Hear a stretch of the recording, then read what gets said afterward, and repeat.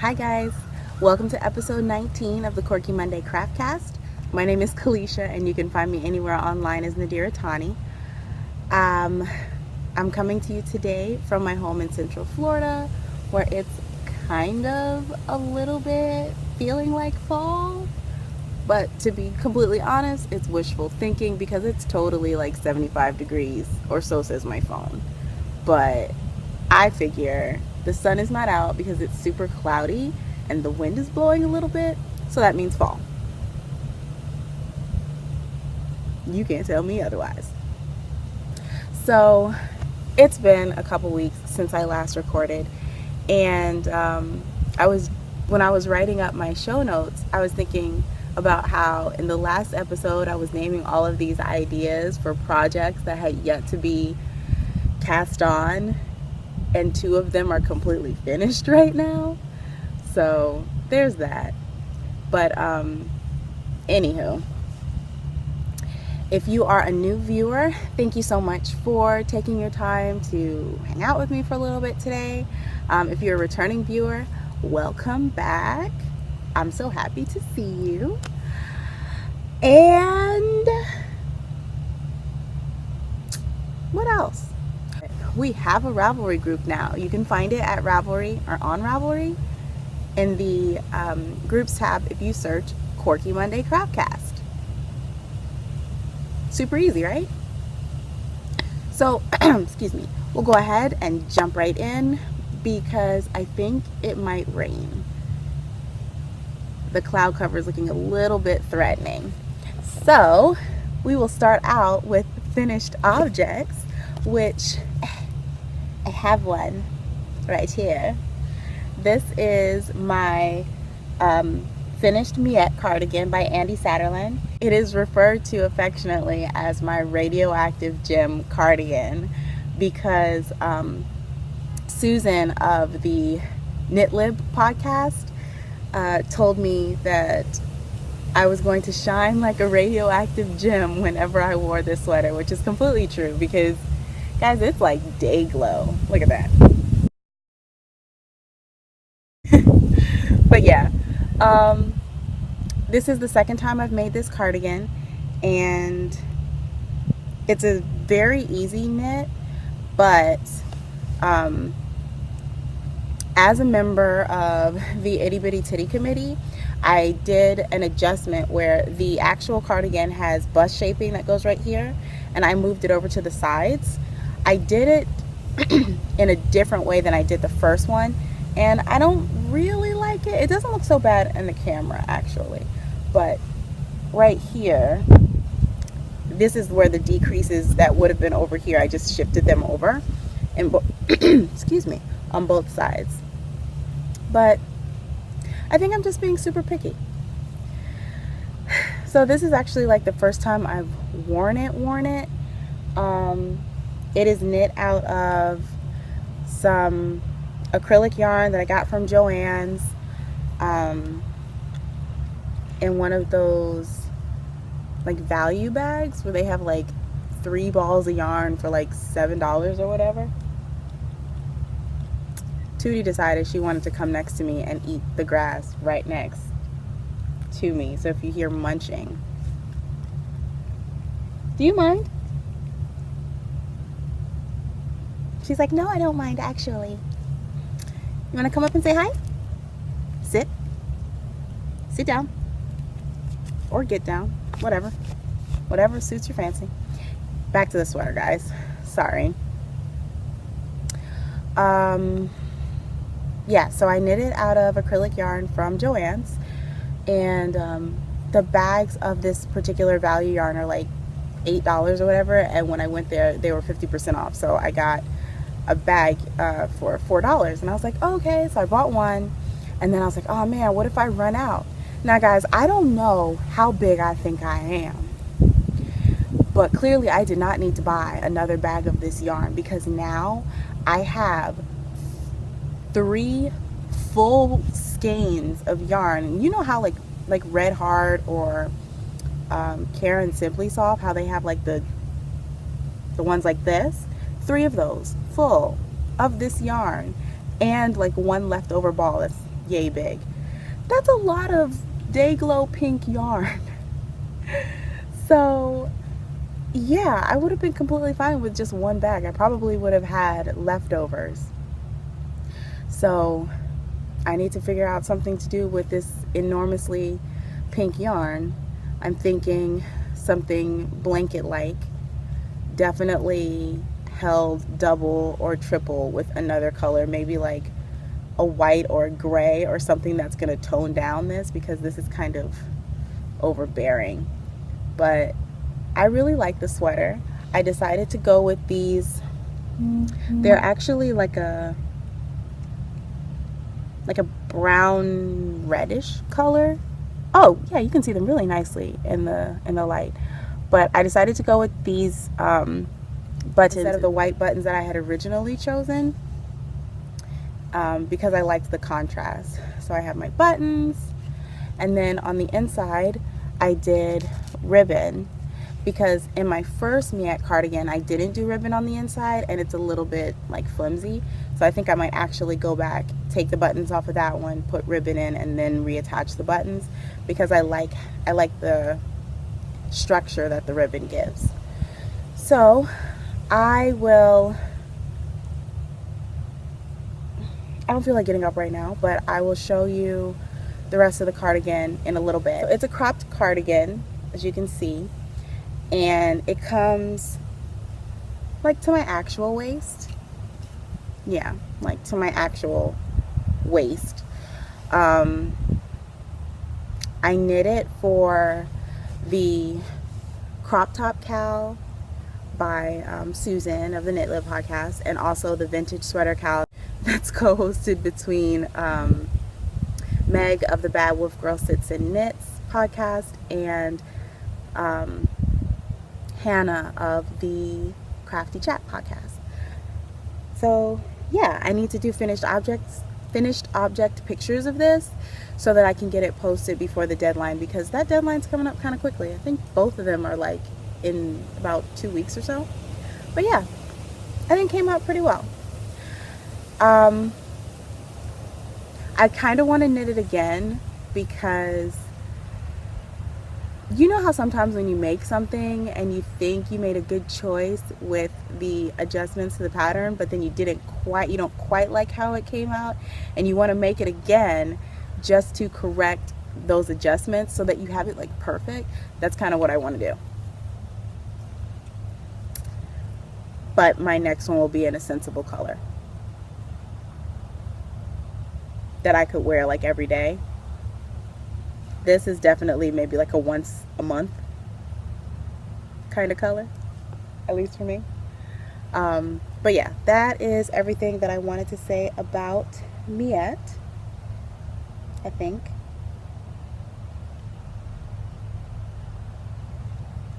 Yeah, that's it. Miette. The next finished object that I want to talk about is one of those ones that was not started last episode. This project was a like a bin of yarn. It was 4 colorways, and I was going to make a puppy love shawl. Now my initial idea was to design this shawl so that along the edging there were like eyelet paw prints, but I scrapped that. I decided I didn't want to do that, and I came up with this. And this is the finished puppy love shawl. It is almost exactly my wingspan, so about almost 6 feet, and I love it so much. So let me show you the colors. This top color, it's a bit more warm than it's showing. I think my camera doesn't know how to do this color, the grass, and my sweater at the same time, and it's having a bit of a conniption. But this top color is a one-of-a-kind color that was dyed by Caitlin at the Wool Drill podcast. We'll jump down to the bottom color. The bottom color here is called Tucker, and it was dyed by fiber seed. It's a fiber seed yarn. And these colors in the middle here, this front color is, well, both of them are hand dyed by me, but this front color is Kiva, and then the back color is Tootie. Now, I am super proud of this because, yeah, Kalisha, let's just put on all of the crochet and knitwear at the same time and look like a crazy person. Anyway, so here's what it looks like on. But I'm super proud of this shawl because aside from the fact that I pretty much crocheted this whole thing in 2 days, this bit right here, just take it off. Girl, what you doing? I just love it so much I just want to wrap it around me. Okay, this bit right here is, look, it's a Tootie. This bit right here is what I am calling a crochet brioche. I'm super excited about it because, so I, like probably a bunch of you, watch a whole lot of knitting and crochet podcasts, and brioche knitting is like taking the world by storm right now. And it looks super cool. It creates that two-sided reversible fabric, super squishy, love it, awesome, right? And so I looked at that and I said there has to be a crochet version of this because that's only fair. And I started Googling looking for crochet versions of brioche, but everything that I was finding was basically a way of working every other stitch along the row in your color A and then going back and working the opposite, like the stitches you skipped, in color B, and you did that back and forth. But from what I could see, it would created a look of brioche with the alternating stitches, but it did not make a truly two-sided or reversible is what I mean. It didn't create a truly reversible fabric where you had your main color on one side and then the back was the reverse with the secondary color. You know what brioche looks like. So I took it upon myself to create something that did that, and I think I've been pretty successful. I know that this variegated yarn doesn't show like the technique very well, so I did bring out one of my swatches. Now this is the swatch that I made while I was coming up with this pattern, so you've got like increases and stuff. But so you have your like main color here and then your secondary color on the back. Yeah, and then I was practicing changing the colors down here and then switching to regular double crochet, and then you have your increases and stuff like that. So I think it came out pretty cool. It is very dense. It's a variation on front post and back post double crochets with a great deal of color changing. So the way that each row is worked, you work all of your front post double crochets in your color A, and then your back post double crochets are worked in your color B, and you're switching colors every other stitch. So each row you're working with both colors of yarn and so forth. And I love the way it looks.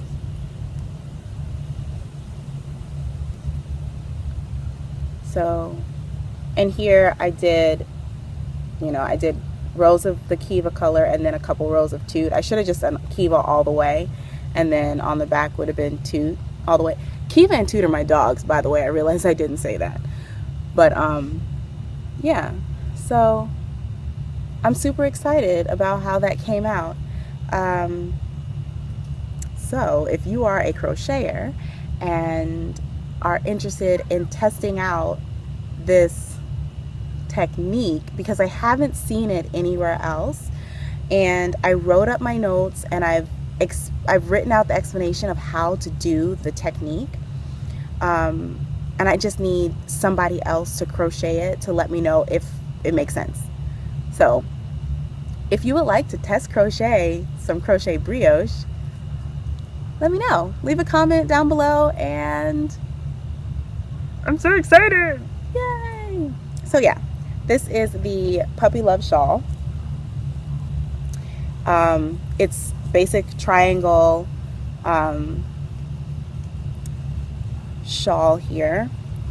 Starts out with your like a section of solid double crochets, then some mesh, double crochets, the brioche section, mesh, and then the solid, and then it ends with a, you can't really see that, and I would find the only place with lint. It ends with a reverse, you can see it better there, reverse single crochet or crab stitch border, and I love it. I wore it to church a couple Sabbaths ago, and can't nobody tell me nothing. I do want to make another one in like solid colors so that the brioche section really stands out. And I am in the process of writing up this pattern. I have written all the way to the brioche section, and now I'm trying to figure out how to best write that section, and then we'll continue on. Moving right along. The last two finished objects that I have are both, not moving along, going back. This shawl is going to be entered in the September shawl along that's being hosted by Hannah at the Cozy Cottage Crochet. And now we can move along. So the last two finished objects that I have are both pairs of socks, and they are both being entered into the festive sock along by Amy of the Stranded podcast.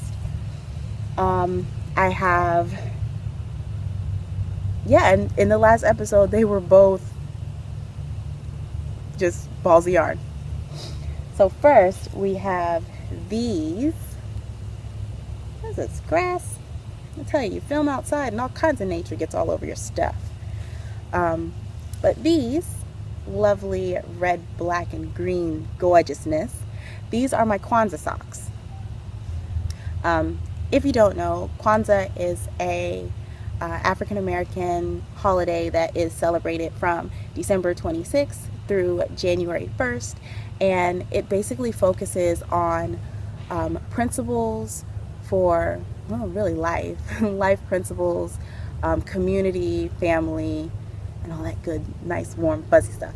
But I decided I wanted to make some Kwanzaa socks, because why not? And instead, I wanted to have them striped. I initially wanted to dye a self-striping, but that seemed to be like super involved, so I just dyed this green, this red, and then the red, black, and green variegate. The black is just the black that comes from the line. This yarn is all Deborah Norville Serenity sock that I buy from Joann's whenever I have coupons. I just go in and stock up on the white ones. And yeah, I love how they came out.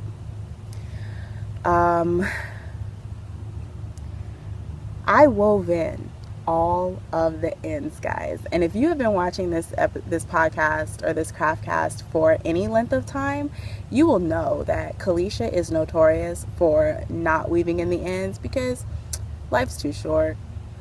But when you have loose ends for every single stripe, you probably should weave them in, because nobody needs a sock that falls apart. So yeah, I'm super proud of them. They were, of course, they're vanilla. I knit them on 2.25 Chalgu red lace. These are a 60 stitch. Yeah, they are a 60 stitch sock. Wrap and turn short row heel down to 10 live stitches, which I'm finding that this is what I like. And let me see if I can show you. You can't really see the gussets that I put in for real, but I did a little tiny mini gusset in the corner of each side on each sock, and increased to 65, something like that. I increased before I did the heel so that I had more stitches for the heel, and I had more stitches for the instep, which I find that this part of the sock gets really tight on my foot. Increase here, work the heel, decrease them back out, do your foot, rounded toe, wham bam thank you ma'am, German twisted cast on, 2x2 rib, vanilla leg, heel, little increases, decreases, gusset action, foot, rounded toe, 2 of them, done. One thing though that I think is super cool, how the red, black, and green variegate like pooled differently. This was the first sock and it like swirled around it, and then in the second sock it had all the red and green was in the front, and then all the black went into the back. And then the heels kind of did the same thing, or the same thing as each other. And yeah, this is how much yarn I have left of the red and green, which is a lot of yarn left. This is how much is left of the variegate or variegated. And then this was the original black, and this was my second black. Now, let me tell you this story, this story here. So as I'm knitting these socks, I knit my red, and then I get to the black, and I'm like, this feels skinnier. But then I'm like, you know, maybe whatever. Sometimes the different dye colors do feel differently as you're knitting, like within the same brand of yarn. So I didn't think anything of it. Then I got to the green and it was thicker again, and the red, and then I got to the black again and it was thin. So I'm like, okay, this is really weird. So I went to the store and I carried the black yarn that I had and I held it up to a black yarn from the store, and sure enough, I don't even know, oh yeah, you can totally see this. Oh no, runaway yarn. Sure enough, look at that difference. The top one is the second ball, the bottom one is the first. The first ball of black yarn that I bought only had 3 plies in it. This is supposed to be a 4-ply yarn.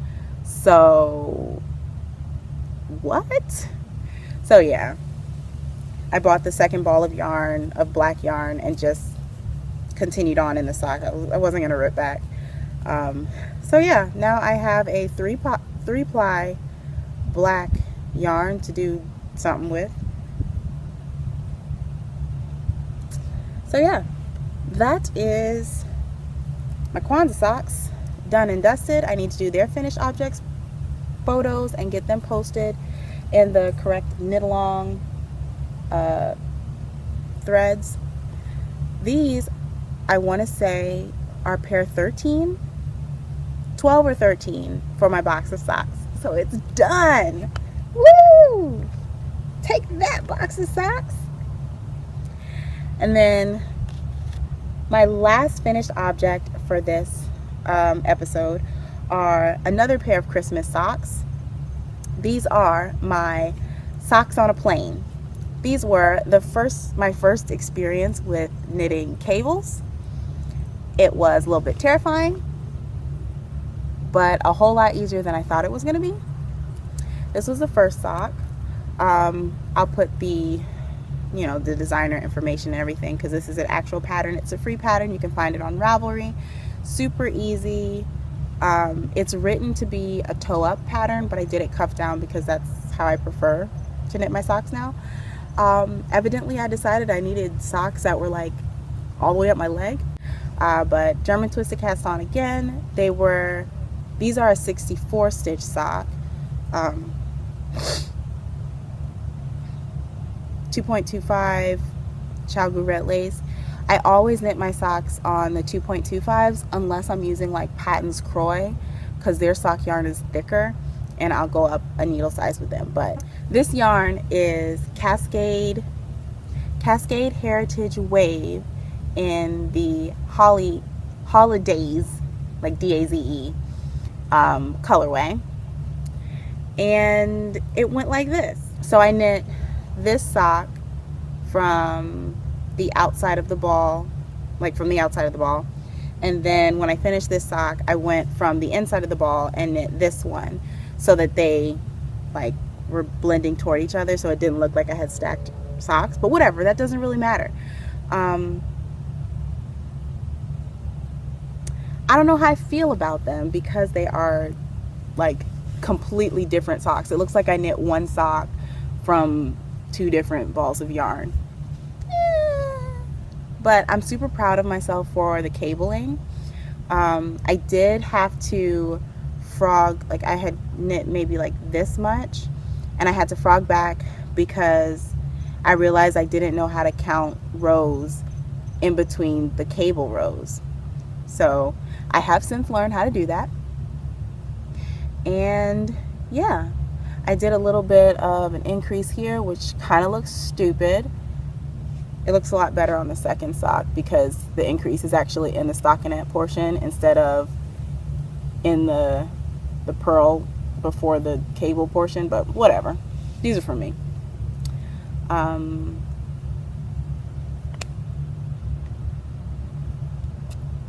Guys, I may have to relocate inside because that was the second mosquito that tried to come for my life. I'll just finish talking about this.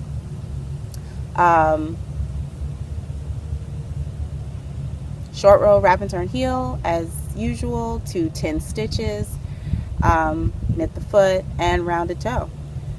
I always use the same rounded toe, which originally was the toe from the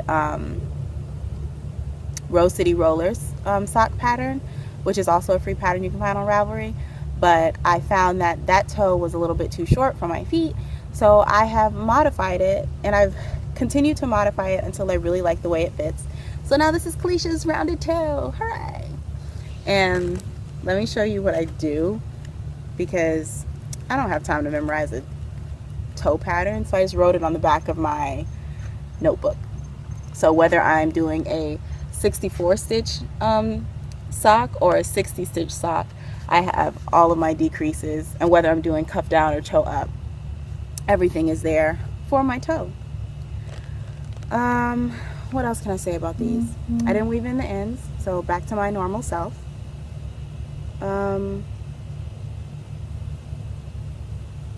I like the red sock a whole lot better than the green sock because I don't know if you'll be able to tell, but there's like purple coloring, purple strands in the green up here, and then it like fades out, and then it's like green, and then it fades back in, adding in more purple. I don't really like that. I thought that maybe it would grow on me as like I finished the sock, but it didn't really. It didn't really grow on me at all. There is purple in the red, but it looks a lot better in the red. Like it doesn't really read as purple. Like this was reminding me of Barney the dinosaur. This, not so much. And then I like down at the bottom where the red and the green came in together. Like that was making me happy, but then the sock was over. And somewhere around here, oh, here it is. This is how much yarn I have left from the holidays. It is, I weighed it, and it's 20 grams, I think. So I'll be able to get heels and toes, or cuffs and toes, out of this. With that, I'm gonna relocate inside before all the mosquitoes and all of their homies come for me because I have already killed 2 of their friends. Be back. And we're back. Yeah, I had to take off that sweater because that was going to be way too hot to have on in the house. So you get my puppy love shawl. I'm so proud of this thing, y'all. I'm trying not to be obnoxious. So I did think of something else that I needed to say about this sock. If you follow me on Instagram, you already know that I had gotten to probably here and lost my cable needle. And I posted a picture like, I can't believe it, I lost my cable needle. What am I gonna do? And a bunch of people were like, oh, you can totally do that cable without a needle.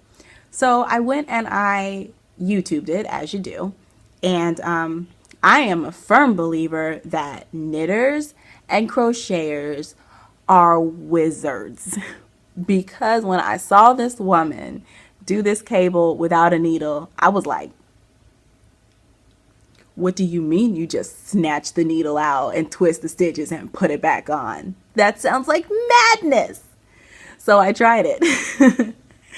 And I almost dropped all 6 stitches while I was trying to twist them. And it was terrifying.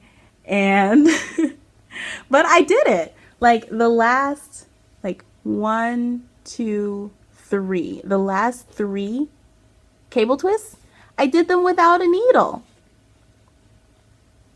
I'm a wizard, guys. I'm a wizard. That's all.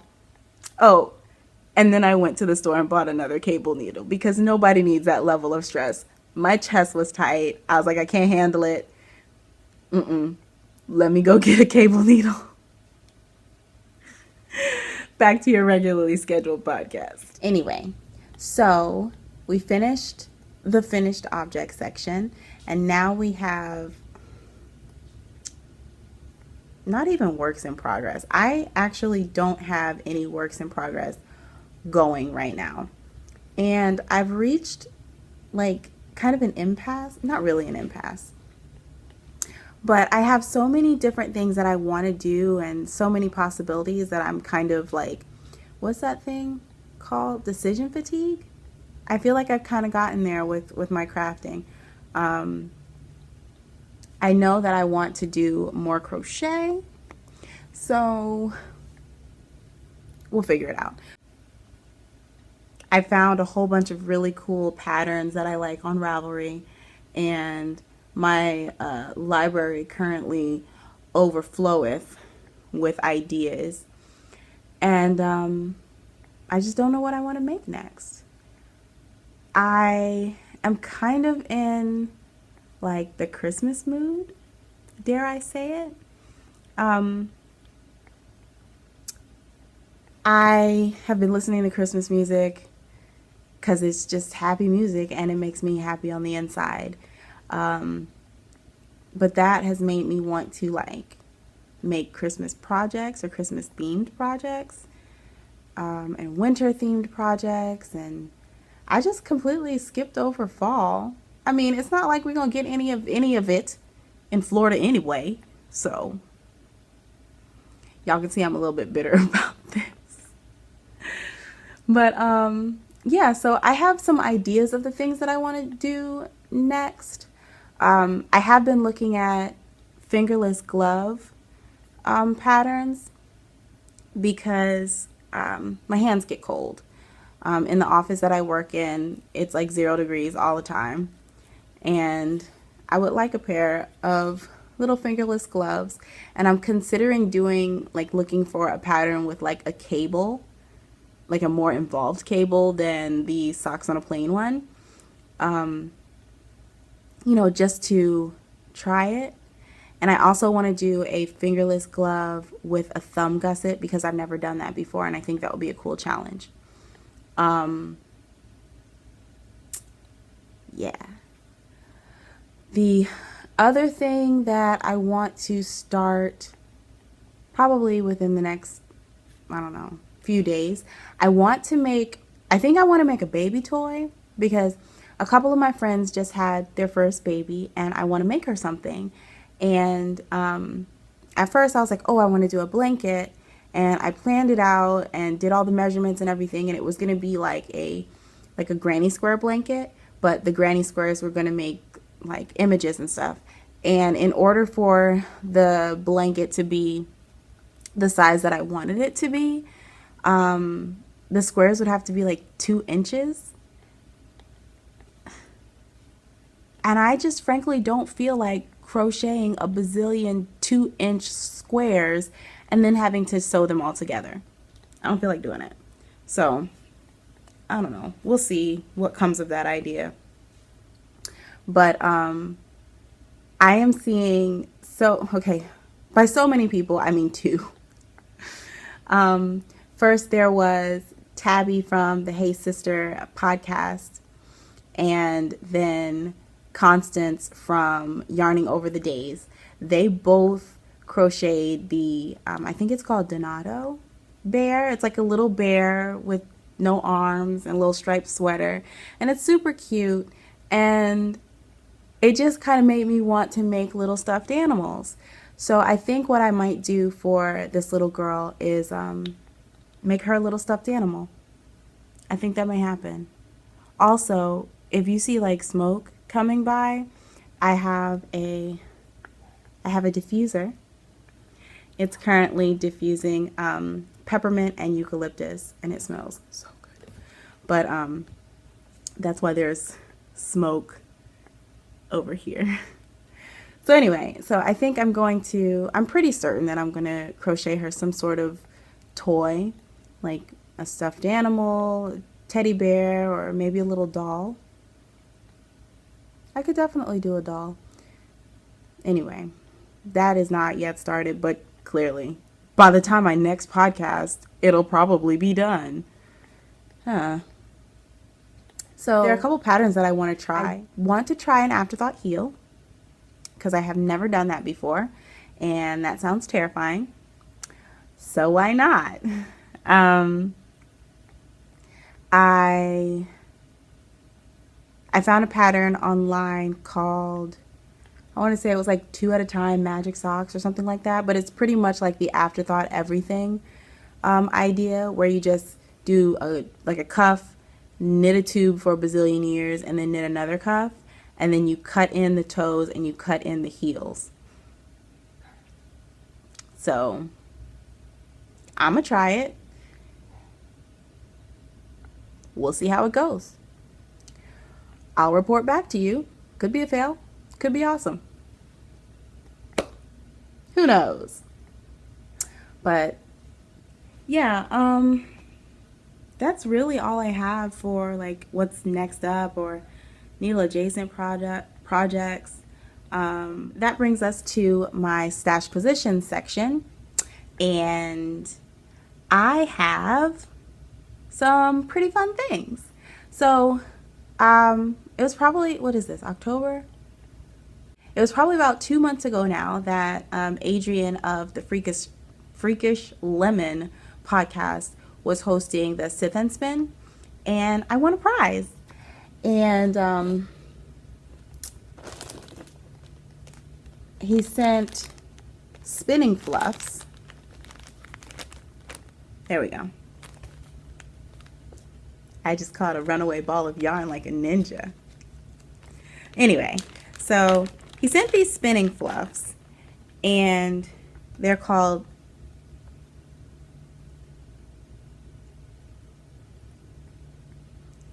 is it Darth Scabrows? I don't know. And it is it's 2 ounces of olive green and mint superwash wool, red mohair, black New Zealand Perendale, red, white, and black silk noil, and white and red BFL.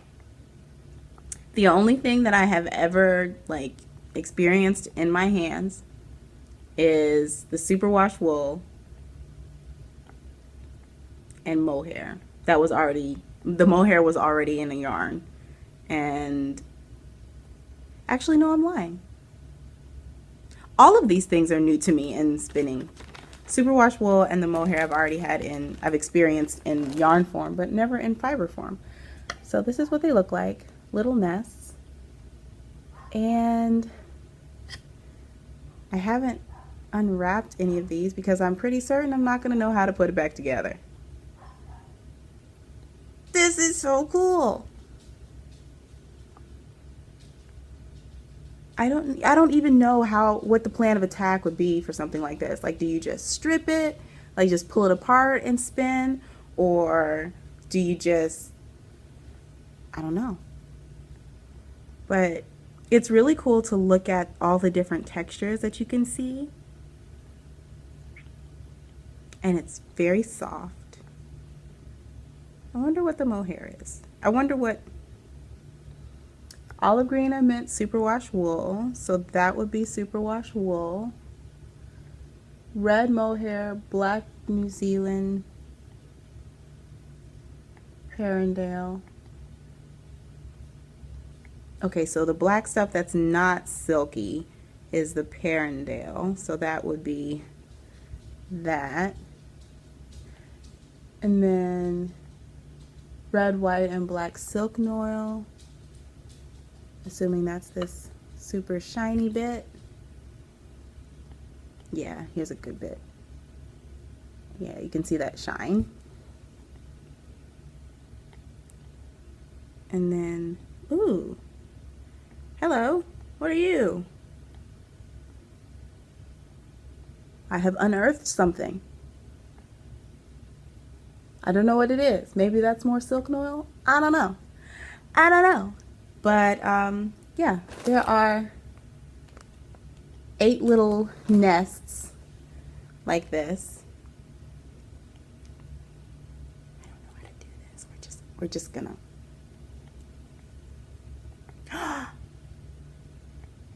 I did it! Hooray! It looks like a fibery Cinnabon. I don't even think I want to spin this. Like, can I make like a fiber display, like a sculptural artwork? I probably could. That would be super awesome. Let me put this away. Yeah. So there they are. There you go. There you go. And I'm excited to play around with this. I love like the experience of new fibers, like things I've never touched before. And I really think that's why, like, whenever I go to a yarn shop, the way that I buy, or the way that I experience the yarns, is just by running my hand over everything. Like, I feel like before I buy anything, or before I settle on purchasing something at a yarn store, I have to touch everything. Or at least put my eyes on everything. But most of the time I'm touching everything.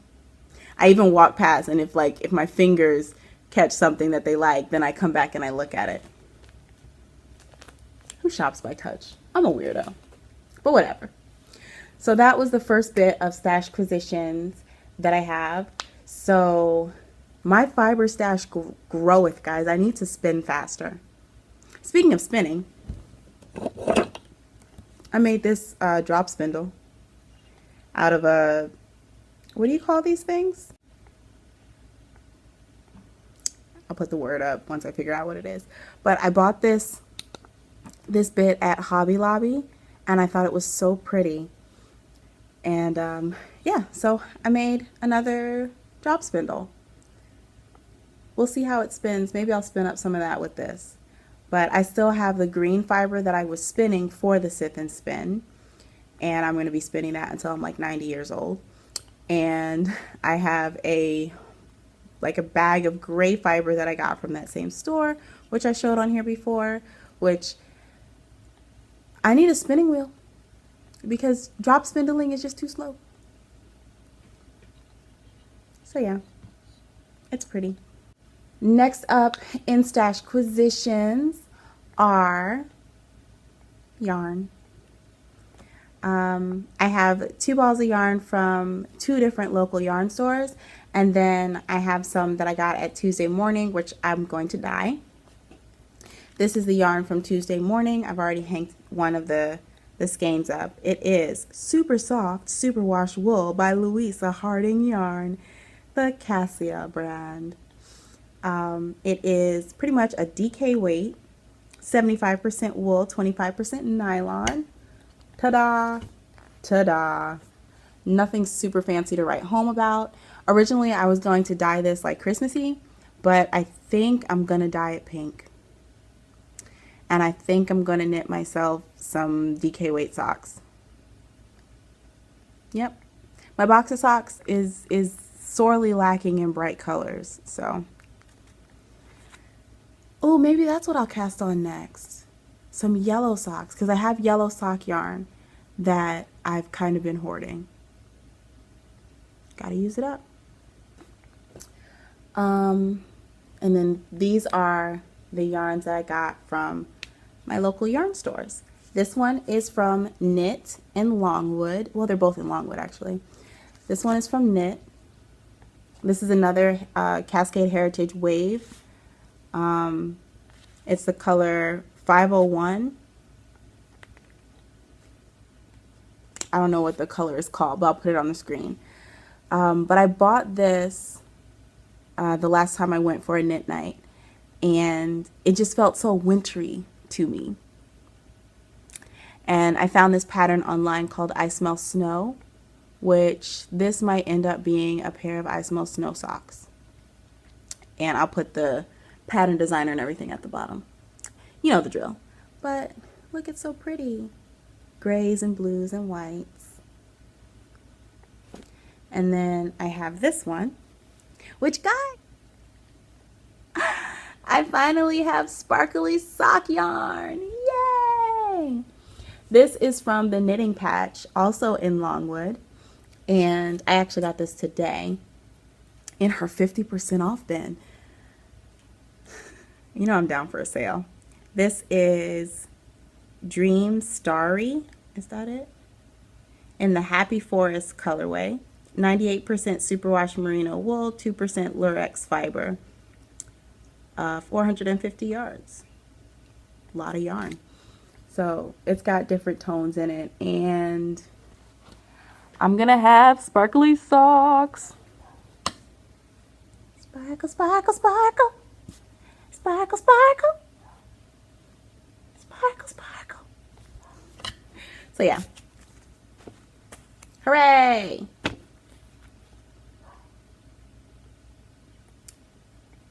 See, decision fatigue, because now I'm like, oh, I kind of want to cast these on, but then I'm like, I just said I wanted to cast on the yellow socks. So much yarn, so little times. But yeah, that's everything that I wanted to talk about, like, yarny wise. The last little bit that I want to talk about today is my next shop update. It was originally scheduled for October 15th, but life got in the way and it is being rescheduled to a later date. I'm going to show you the different patterns that I have going up in the shop, and currently there is a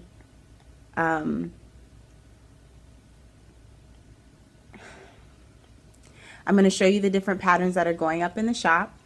So keep a lookout. I will post on Instagram when they go live. So if you see something that you want, definitely send me a message and I'll mark it as reserved for you.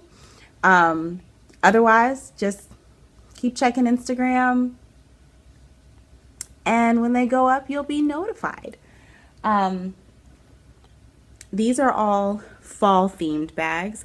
I have small, medium, and large. They're all zipper bags, box bottom with a handle, lined, interfaced, stand up by themselves. That's it. So we'll start.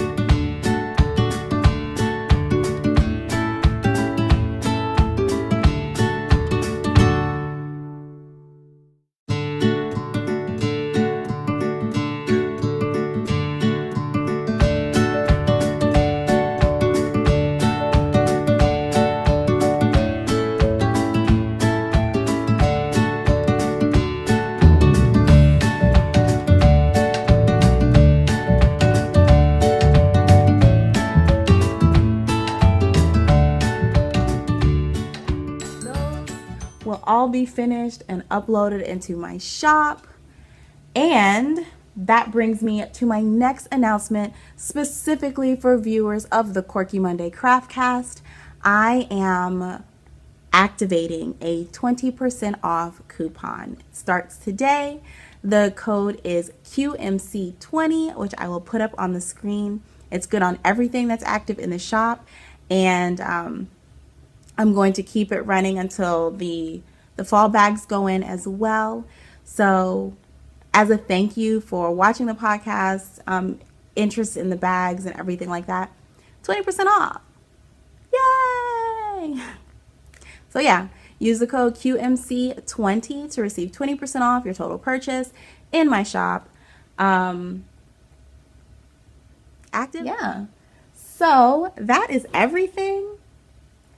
I don't have anything else to show you, I don't think.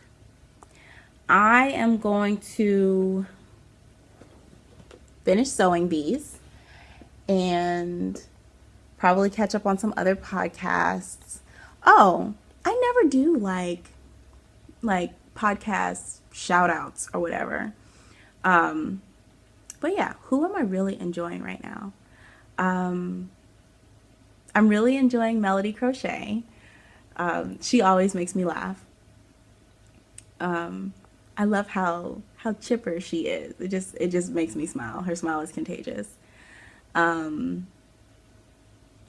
I have been watching, actually I've been watching a whole lot of the Vlogtober and the Vlogoween ones that a lot of everybody are doing, and it's really making me want to do Vlogmas. I told you guys earlier I have Christmas on the brain. I think this year I'm going to try to do a Vlogmas. I don't know. And I'm also going to do what is that scrapbooking project?